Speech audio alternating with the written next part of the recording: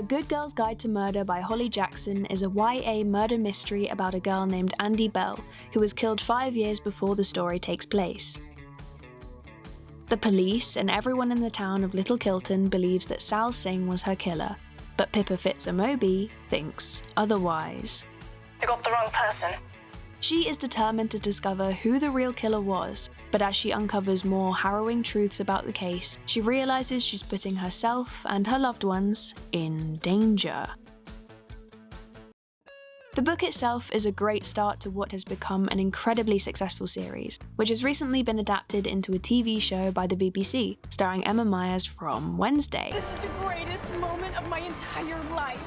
I love a murder mystery where I don't guess who the real villain is from the jump, and Holly Jackson does an awesome job of keeping the reader right on the edge of their seat while we devour page after page. What Jackson is also awesome at is creating characters, more specifically the character of Pip. Now on paper, Pip isn't all that different from a lot of female protagonists we see nowadays. We've come a long way from the days of women being portrayed as eye candy or being irrelevant to the plot. And now we see a lot of women as strong-willed lead characters with their own minds and aspirations. Pip is no different. I'm going to solve the Andy Bell case. Like many female protagonists, she's hyper-intelligent, loyal, and curious.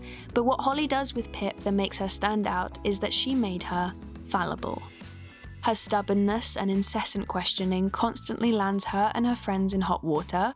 Her inability to leave the case alone results in a pretty upsetting death within the family, and she often puts her work above the relationships she holds with others. And yet, we still care deeply for her and are really happy when she succeeds. You might ask yourself how that's possible, how Holly could write a book from a person's perspective that we occasionally find annoying, or who finds herself in the wrong a lot of the time, and yet we still love her. But the reason we love Pip is because she feels real. In reality, no one is perfect. Everyone has their virtues with a healthy dollop of vices on the side. Think of your parents, your friends, your partner. Are they quote-unquote perfect human beings? Of course not. And neither are you or me. But a lot of the time, you find ways to love people for their goodness, for who they are, and that outweighs the negatives. It's also extremely important to portray lead characters like this as real, authentic humans in books and TV shows, especially when it comes to characters like Pip, as so many younger readers will look up to her. In psychology, we call it identifying, where you focus on one individual and aspire to be just like them. Pip is a young woman who is incredibly smart and solves a 5-year-old case where not even the police department could. She has great friends and a lovely family. She develops an adorable relationship with Ravi Singh. She makes a very successful podcast from the investigation. And she's basically the girl that a lot of young readers will want to be just like. I remember reading Ruby Redfoot by Lauren Child when I was younger, and it had the exact same effect. I literally thought she was the coolest person ever and I wanted to be her. And that led to a year-long desire to become a teenage spy, which obviously never came to fruition.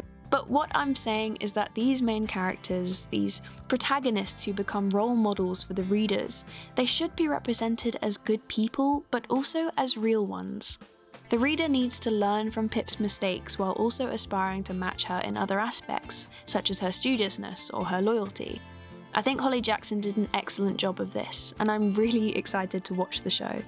Let me know your thoughts on the book, and I will see you in the next video. And if you fancy subscribing, that would also be great. Bye.